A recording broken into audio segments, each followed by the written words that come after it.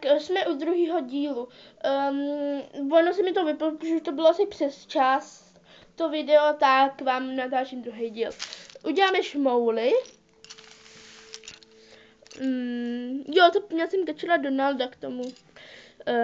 Je to takovýhle modrej. Potom ještě jiný.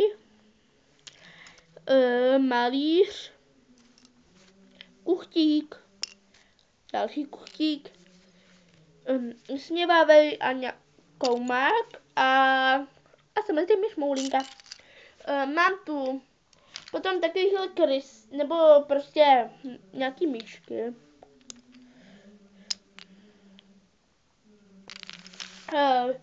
Potom to mám takový kostky, doufám, že se to ještě, že to je jenom u nás, protože byly jenom dva, tak mám oba dva s kostkou.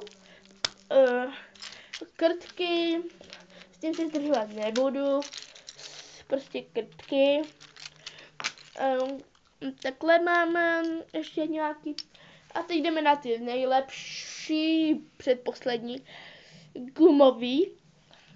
Mám dva. A opičky, ty jsou strašně jemňoučky.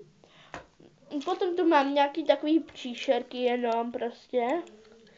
A poslední věc, kterou jsem vám chtěla ukázat, jsou tady ti plišáci. Že to je Tazy, tak mám Tazyho,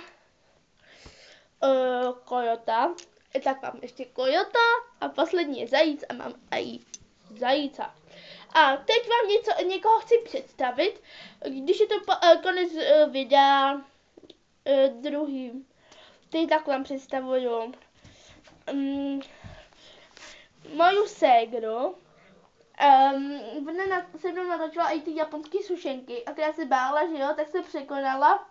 Tak je tady a my pojedeme vlastně teď někdy do Brna, tak zkusím mamko přemluvit, na líbí ty sladký, že bys to se mnou natočila? Něco jim řekni třeba. Neboj. Tak třeba. Tak ahoj, zase u dalšího videa. Ahoj. Tak, ahoj.